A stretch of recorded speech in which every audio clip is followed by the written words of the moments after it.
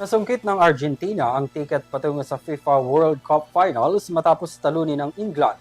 Tinalo ng defending champions ang England sa isang matinding laban at ngayon ay hinahabol ang back-to-back title. Narito ang balitang sports ni Sean Belmonte. Dumako naman tayo sa balitang sport. Argentina patuloy na dinodominate ang FIFA World Cup at umaasa makamit ang back-to-back World Cup win. Natapos ang semifinals kung saan nakuha ng Argentina ang pwesto para sa finals matapos talunin ng England.